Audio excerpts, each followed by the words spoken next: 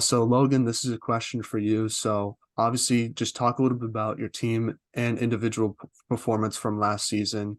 Looking back on it, you guys won another Patriot League Championship and made it far to the NCAA tournament before losing to the eventual national champion Northwestern. What are some of the positives you took away from last year, and how do you hope the team can build off of it for all the returning players that were part of the team last year?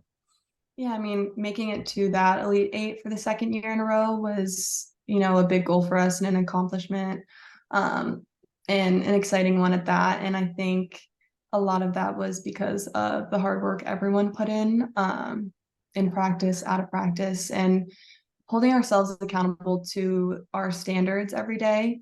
I think was a big reason why we made it as far as we did. And I think even the girls coming in now, I think that goal and that vision of keeping our standards, maintaining those standards, evolving those standards throughout this season is something, the whole team, not even just the returners, um, are learning and is in a great quality that everyone's, adopting. And I think that will only bring us farther to that Elite Eight and hopefully past that and to a Patriot League Championship. So, and I think that was something individually I wanted to keep from last year was maintaining, those standards, not only for myself, but for everyone around me and, just having fun with it. I think I get so like prideful and emotional when talking about our team because we truly are each other's best friends and we're all obsessed with each other and we love each other and we want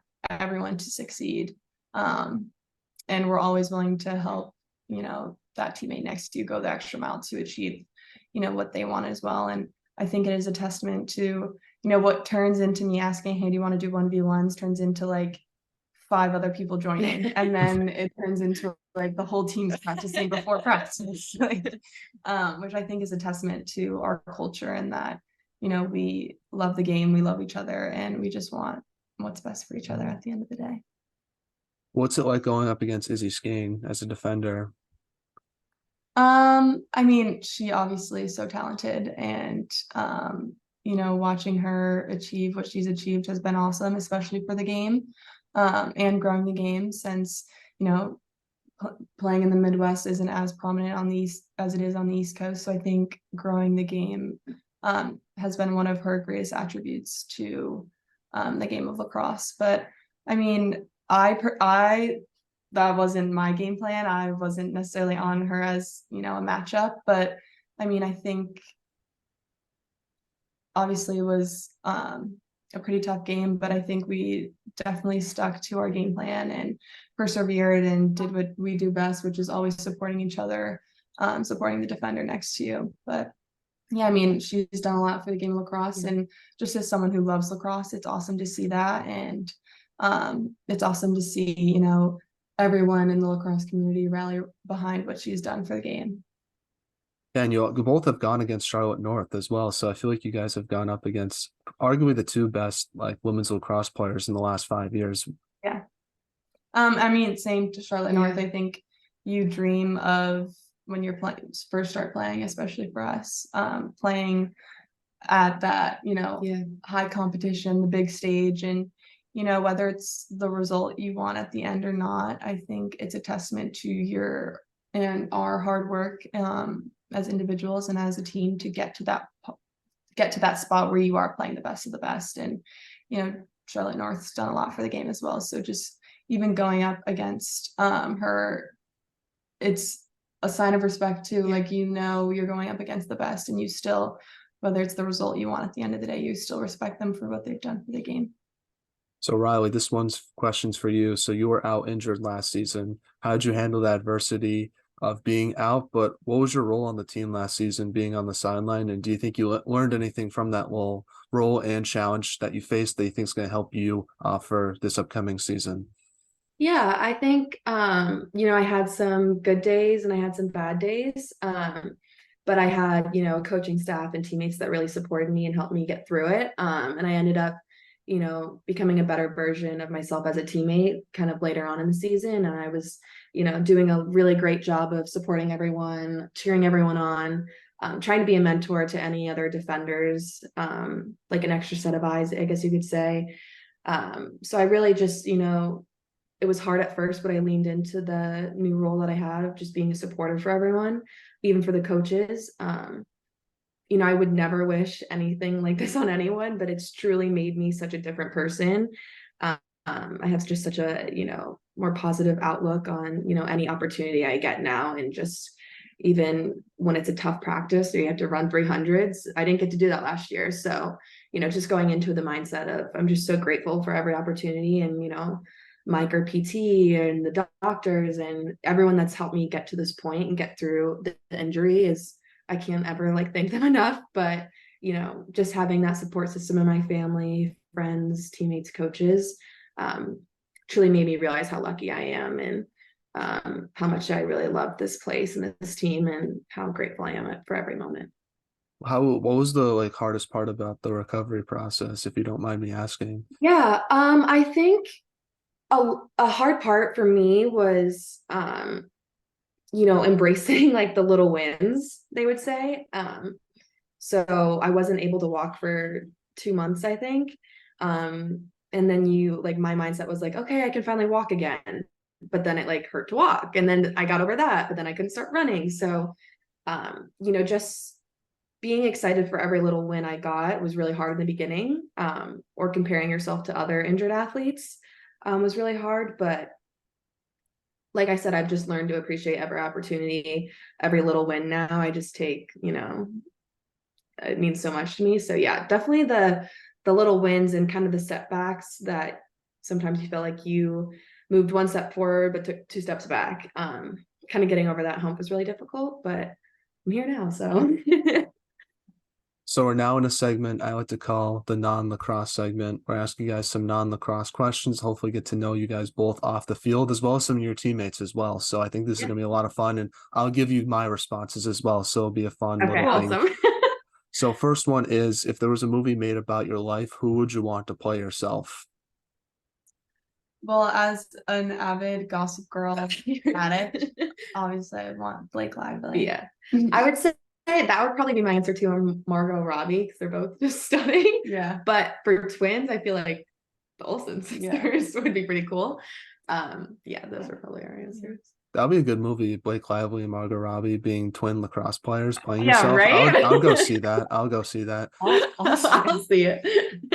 My answer is sort of similar to yours, Logan. I like Ryan Reynolds a lot. I think he's a really funny and nice guy, and I think he's a good actor as well. And obviously, we don't look much alike, but I think it'll be fun to have him play me in a movie, and I can sort of brag to people about that for a long time. Right. They can make a movie about this podcast. Those people. That'll be funny. That'll be funny. So next one is, what's the most underrated holiday and what's the most overrated holiday? Underrated? I don't know. I'm such a foodie, so I love Thanksgiving. Yeah. That's underrated. It sort of gets overshadowed by Okay, Halloween. I was no, I think that's the most underrated. I love the food that goes around it, but also the sentiment. Overrated? Maybe Valentine's Day. Huh.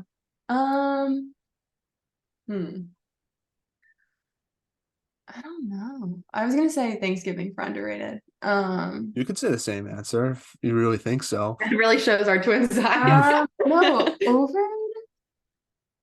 I don't know.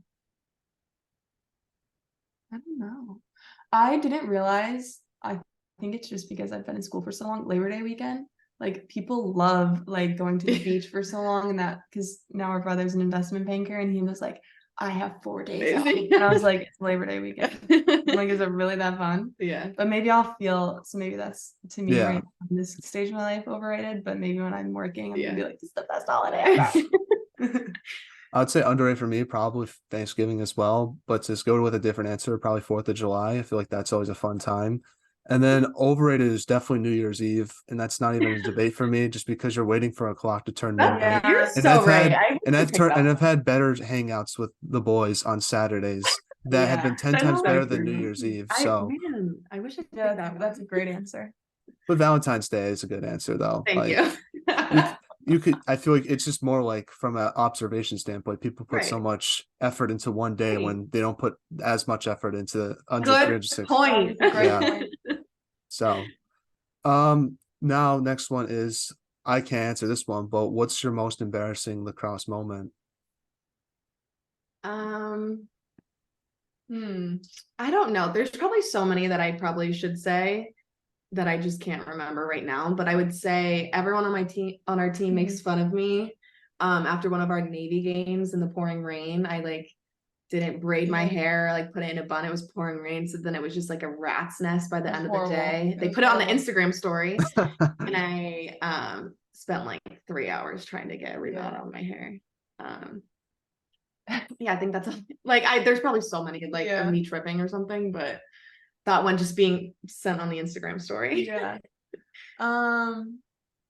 We do like an alumni scrimmage or like an alumni game in the fall, and then also like in preseason, and I can't remember which one it was, but I tripped over the back of the net when I was going behind so bad. Like I scorpioned. Like I was like crawling up the net. And I just remember as I was like getting up, just looking at the coaches and everyone on the sideline. I've never seen people laugh harder. They're like, I literally thought you were crawling up the net. And I was like literally stuck on the ground. And it was like it was someone who came back who was a fifth year when we were freshmen, and she's like, I am so out of the game. Like the fact that like that just happened when you were playing against me. And I was like, true. I'm like, Yeah. I've never felt that embarrassed. I've never fell that hard, especially over the back of the net. But I think that I We've still all have done it. dreams about it.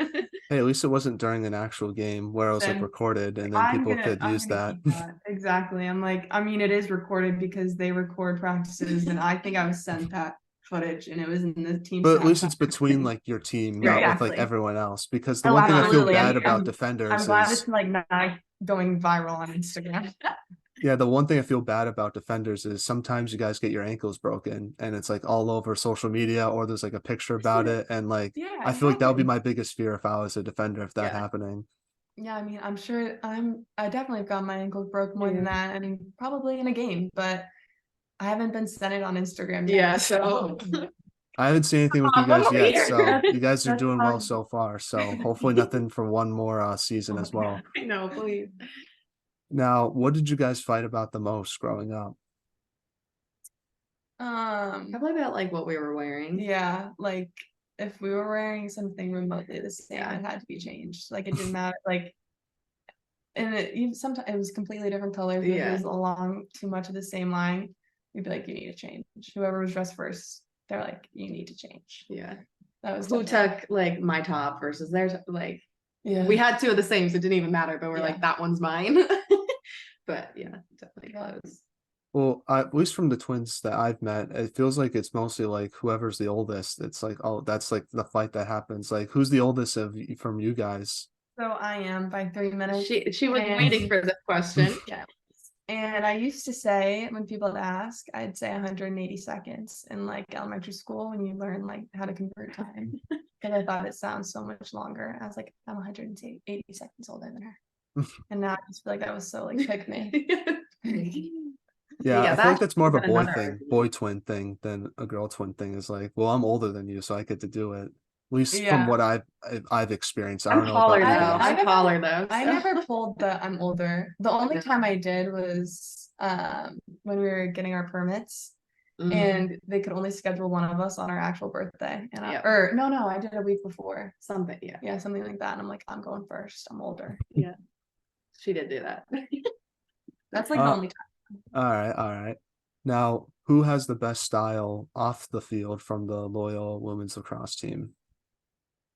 Oh, Well, I'm not saying either of us. no, we don't. We're like the most basic. We have a lot of good stuff. We have, I would say, Reagan, Alana, Sydney Black. They're just such cool girl vibes. The best outfits. I'm just best like, shoes. yeah, I'm like every time they walk in, I'm like that is so cool. Yeah. Yeah. It's Sarah Engel stepped up her game. That has been her mission. And she looks all of her outfits so far have been so great.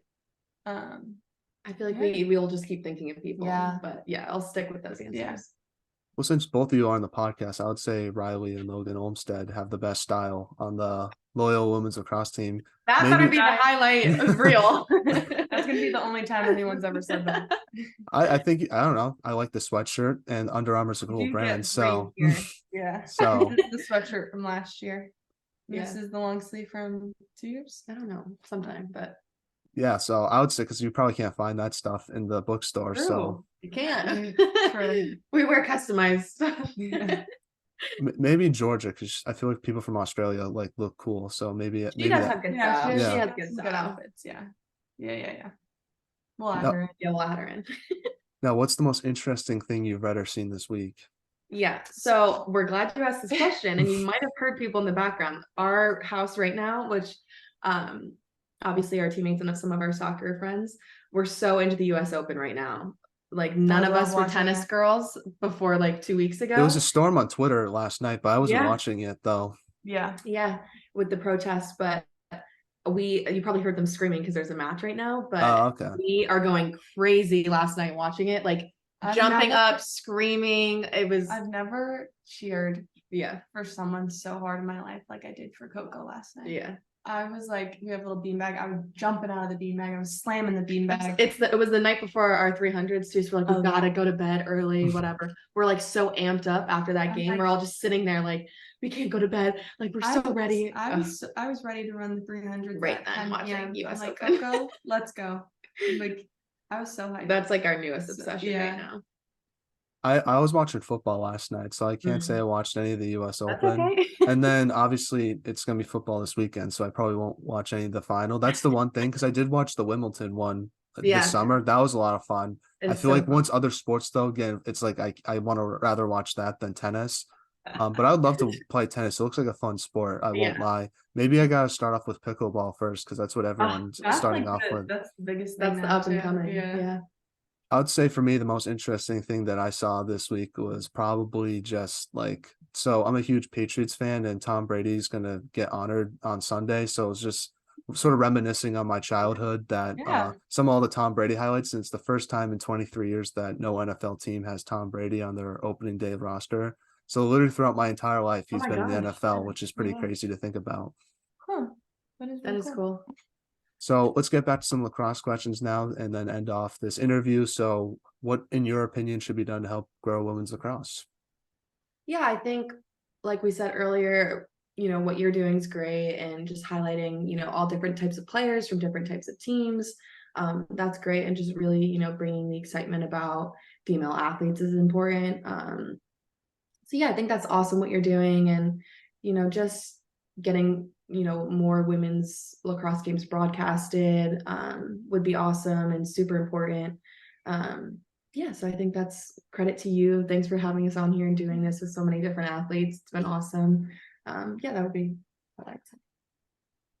Yeah, I mean, I would echo that. And I think as college lacrosse players, giving back to, not only the communities which we grew up in, but also communities that maybe lacrosse isn't as accessible, I think is a huge thing. And whether it's reaching out to, different organizations like Harlem Lacrosse, which we had an opportunity to meet some of the girls and have them out of practice and play some lacrosse with them. I think making the game more accessible to youth, and especially youth in communities where, it may not be popular or it may not be as accessible, I think is a huge part in growing the game too. Yeah. Now, one more question is, do you guys have any shout outs you want to give to any of your family members, teammates, or friends? And who should we have on the podcast next? I feel like we shout out most of your family, but if there's someone I might have forgot, feel free to let me know. Well, like you said, just our family, our parents, are a rock, and they support us in everything we do. And our brother has been such an incredible role model. And just all of our teammates and all of our past teammates, they truly, I know we keep saying it, but they're our best friends. And like, those are the people you're going to bring with you for the rest of your life. So them and our coaches, and our soccer friends who we live with now, like just everyone at Loyola has been incredible. And I've just, met my best friends and the people that are going to be with me for the rest of my life. So, I echo that 100%. And for shout outs, or who we want next. Yeah. Anyone on our team would be fun. but You're always gonna have a good you're gonna have a good time with anyone. I would the say, Loyola yeah.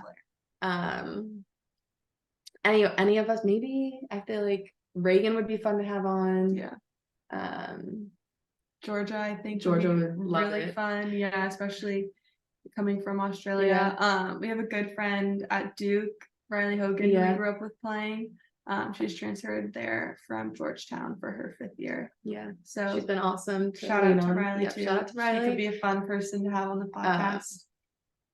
Yeah, but anyone on our team would be awesome. You're gonna have a great time with any of us. But we'll be your favorites. Yeah. Oh, for sure. It will be a long way down to number 2, in my opinion. So that's what we like to hear. But I just want to say thank you both for coming on the podcast. I really appreciate your time. It means a lot to myself. I think you guys are great players and even better people. So I just want to let you know that. And so excited to see you guys play next season. And best of luck with the rest of the fall. And obviously, when the season starts up in February, it's going to be a lot of fun to watch. Yeah. Thank you so much for having us and for all you're doing for our sport too. Yeah. Thank you. It's been so fun.